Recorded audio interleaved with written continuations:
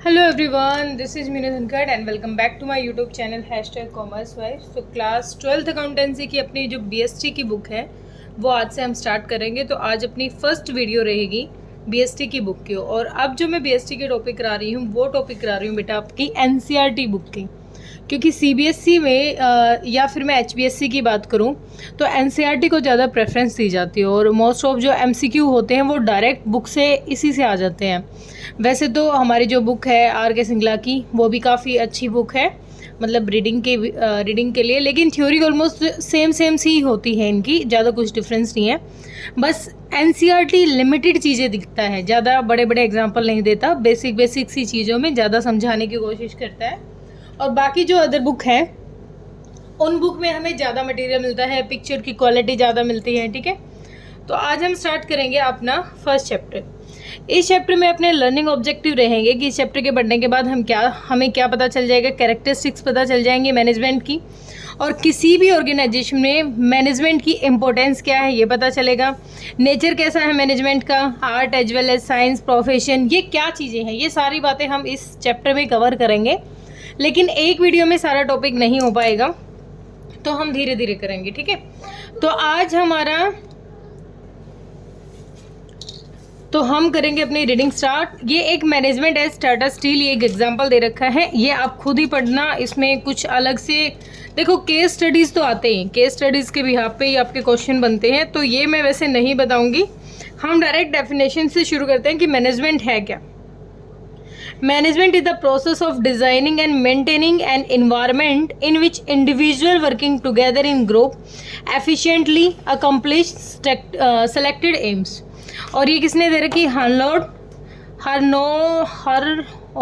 Nodes. भाई ये नाम थोड़े अजीब हैं, ये मेरे लिए थोड़ा मुश्किल रहेगा। ठीक है, अब हम समझने की कोशिश करेंगे कि एग्जैक्ट में मैनेजमेंट क्या है। मैनेजमेंट क्या है? मैनेजमेंट है जो एक मैनेजर करता है, ये एक मैनेजर डू जो भी एक मैनेजर काम करता है वो मैनेजमेंट ही होती है। चीज़ों को अरेंज करना, चीज़ों को ऑर्गेनाइज करना, चीज़ों को प्लानिंग करना, पहले से उनको कंट्रोलिंग करना, उनकी जो स्टाफिंग है, हर चीज़ को पहले से प्रायर इमेज ही कौन बना के देता है? मैनेजमेंट देता है। तो इस डेफिनेशन में हमें कह रहा है कि मैनेजमेंट क्या है। मैनेजमेंट एक प्रोसेस है, क्या करने की? डिज़ाइन करने की। डिज़ाइन करेगा, प्लान करेगा, पहले ही चीज़ों को ऑर्गेनाइज करेगा, मेंटेन करेगा एक ऐसा इन्वायरमेंट जिस इन्वायरमेंट में कोई इंडिविजुअल या फिर लोग मिलकर ग्रुप में एफिशिएंटली और इफेक्टिवली, दो वर्ड आएंगे जिन पे अच्छे से काम करेंगे। ठीक है, वो क्या करेंगे? अपना जो सिलेक्टेड एम है, जो उन्होंने अपना एक एम सेट किया था, वहाँ तक पहुँचने में उनको हेल्प करती है। दोबारा समझो, बहुत अच्छी है ये डेफिनेशन। और मैं ये कहूँगी अगर आप किसी भी डेफिनेशन को लर्न करते हो तो आपको ना ये ब्रैकेट में जो ये इनके नाम दे रखे होते हैं ना, इनके राइटर के नेम आपको ज़रूर लिखने चाहिए, क्योंकि ये आपके लिए बेटर रहेगा और ये एक पॉजिटिव इम्पैक्ट जाएगा। Management is the process, management एक प्रोसेस है डिज़ाइन करने की, मेंटेन करने की, ऐसा इन्वायरमेंट जहाँ पर इंडिविजुअल या फिर मिलके ग्रुप में हम एफिशिएंटली और इफेक्टिवली किसी भी एम को जो सेट कर रखा है वहाँ तक पहुँच सकते हैं। तो ये मैनेजमेंट है। ये 2-3 डेफिनेशन और है, ये आप खुद देख लेना। ठीक है, नॉर्मली इतना ही पता होना चाहिए था कि इफेक्टिवली और एफिशिएंटली कोई भी मैनेजर काम करता है, वही क्या है? मैनेजमेंट है। अब मैनेजर डू, तो कॉन्सेप्ट हमें क्या कहता है? कॉन्सेप्ट ये कहता है कि मैनेजमेंट तो हर जगह है। मैनेजमेंट एक ऐसी टर्म है जो आज के टाइम हर जगह है। Management is a very popular term and has been use extensively for all type of activity and mainly for taking charge a different activity and any enterprise. देखो, मैनेजमेंट आप कहीं पर भी जाओ, मैनेजमेंट आपको हर जगह देखा जाएगा, हर जगह दिखेगा। अब अगर आप स्कूल में जाते हो तो स्कूल में भी मैनेजमेंट होता है। क्यों? क्योंकि आप बस से उतरे, डायरेक्टली क्लास में गए, क्लास में आपको फर्स्ट बेल लगी, सेकंड लगी असेंबली के बाद, तो ये क्या है? ये सारी चीज़ें भी मैनेजमेंट से पॉसिबल है। ऐसे नहीं है कि डायरेक्ट आपका 6th पीरियड आ गया है, डायरेक्ट आपका 8th पीरियड आ गया है। ठीक है, इस तरीके से ये भी एक मैनेजमेंट ही है कि असेंबली के जस्ट बाद आप क्लास में जाते हो, लंच का आपका टाइम फिक्स है, हर पीरियड का आपका टाइम फिक्स है, आपकी यूनिफॉर्म, आपका शेड्यूल पीरियड के अकॉर्डिंग। अगर आपका अकाउंटेंसी का लेक्चर है तो आपके 2 लेक्चर रहेंगे, रेगुलर रहेंगे। अगर आपका बीएसटी का लेक्चर है तो आपका 1 लेक्चर जाएगा। वीक में 2 डे ऐसे भी आएंगे जिसमें आपके 2 लेक्चर भी जाएंगे। तो ये भी मैनेजमेंट है। आप रेलवे स्टेशन पे जाओगे, वहाँ भी आपको लाइन से सीक्वेंस से टिकट लेनी है, फिर वहाँ वेटिंग एरिया में बैठना है। हर जगह आपको मैनेजमेंट देखने को मिलेगा। इवन आप घर में भी देखोगे ना, तो मम्मी भी एक मैनेजमेंट बना के रखती है। टाइमली उठती है, ब्रेकफास्ट बनाती है, ब्रेकफास्ट के बाद बच्चों को तैयार करती है, उनका लंच पैक करके भेजती है उनको स्कूल के लिए, आके उनके लिए वेट करती है कि उनके आने के बाद पहले से ही लंच रेडी करके रखती है। तो वो सारी चीज़ें क्या है, वो मैनेजमेंट से ही पॉसिबल है। चीज़ों को मैनेज करना ही क्या है, मैनेजमेंट है। ये एक ऐसी प्रोसेस है जो प्री प्लान से लेके कंट्रोलिंग तक का काम करती है। ठीक है, तो ये इसमें छोटे छोटे एग्जाम्पल दे रखे हैं, ये आप देख लेना। अभी जो हमें वो जो काम करना है ना, हमें इन 2 वर्ड पे करना है, इफेक्टिवनेस और एफिशिएंसी। इफेक्टिवनेस और एफिशिएंसी, ये दोनों टर्म है ना, वैसे तो डिफरेंट है बट ये एक दूसरे को रिलेट कर रही हैं। These 2 terms are different but they are interrelated. Interrelated कैसे हैं? अगर मैनेजमेंट में मैनेजमेंट है, मैनेजमेंट के लिए दोनों चीज़ें ज़रूरी हैं।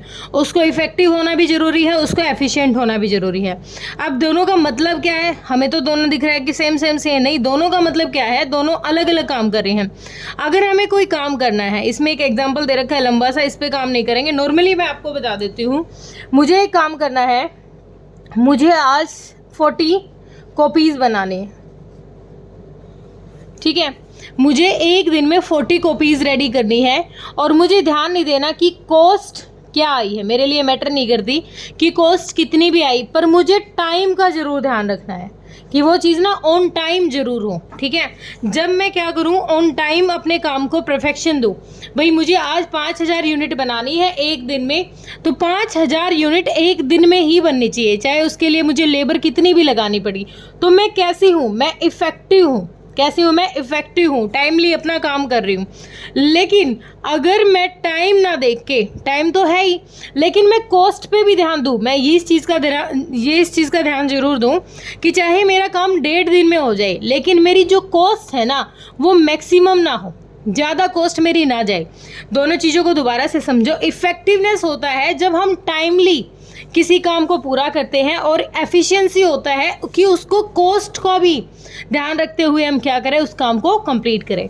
तो किसी भी मैनेजमेंट के लिए एफिशिएंसी और इफ़ेक्टिवनेस दोनों ही चीज़ें ज़रूरी हैं, क्योंकि किसी भी मैनेजमेंट को अगर बिजनेस में ग्रोथ करवानी है तो उसको टाइमली भी काम करना चाहिए और कम कॉस्ट को, मिनिमम कॉस्ट पे अच्छा प्रोडक्ट तैयार करवाना चाहिए। ठीक है, ये इसका एग्जाम्पल है। आपके पास, जिसके पास ये वाली बुक है वो इस बुक से डायरेक्ट रीड कर लेना, और जिसके पास ये वाली बुक नहीं है वो टेलीग्राम पे मुझसे जुड़ जाइए।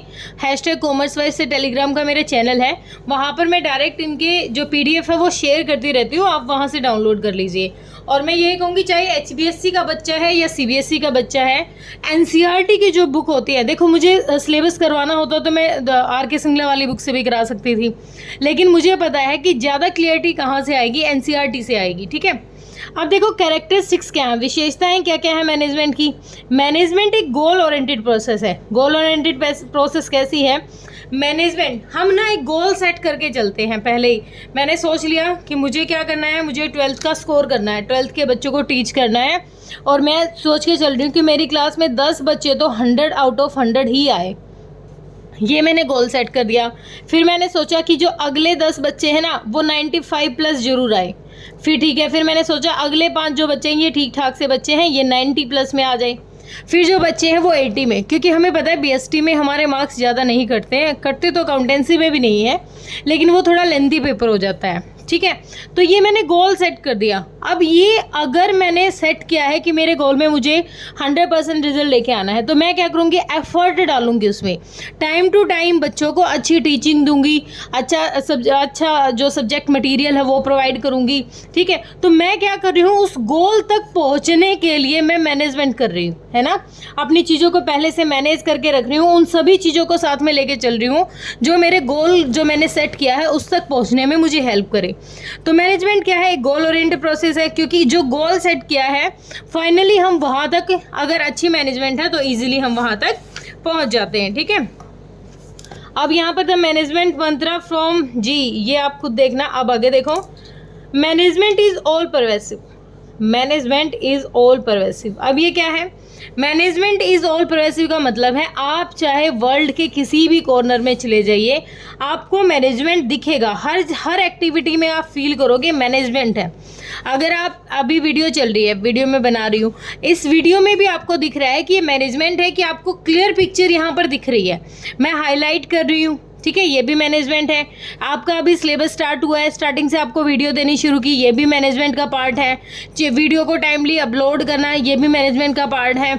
आपको हैशटैग करके देना ताकि आप सर्च करो तो इजीली आप सर्च भी कर पाओ। मैनेजमेंट आपको, आप अगर अपने घर से स्टार्ट करते हो और कहीं तक भी देखते हो, किसी भी ऑर्गेनाइजेशन में, किसी भी वर्ल्ड में, ये इसने एग्जाम्पल दे रखा है कि आप स्कूल में जाओ, पेट्रोल पंप पे जाओ, हर जगह आपको मैनेजमेंट दिखेगा। आप जो पेट्रोल पंप पे जाते हो, आपने कहा कि मुझे ना 100 का खर्च चाहिए, पेट्रोल डलवाना है, तो 100 सामने वाला उसमें फिल करेगा 100, फिर वो कर देगा, वो मैनेजमेंट है। ऐसा नहीं है कि वो आएगा, तोलेगा, फिर उसमें डालेगा, ऐसे मेजरमेंट नहीं होती अलग से, वो भी मैनेजमेंट का ही पार्ट है। आप सब्जी वाले के पास चले जाओ, वो ऐसे सब्जी जचा के रखा मिलेगा, वो भी उसकी मैनेजमेंट है।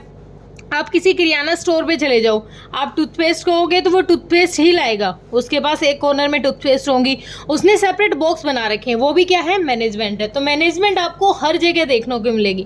मैनेजमेंट क्या है, the activity involve in managing an enterprise are common to all organisation whether economic, social, political. किसी पेट्रोल पंप पे जा रहे हो, कि इंडिया में घूम रहे हो, यूएसए में जा रहे हो, जापान में जा रहे हो, कहीं पर भी चले जाओ, आपको हर जगह मैनेजमेंट देखने को मिलेगा, किसी भी कल्चर में चले जाओ। ठीक है, अब क्या है, मैनेजमेंट इज मल्टी डायमेंशनल।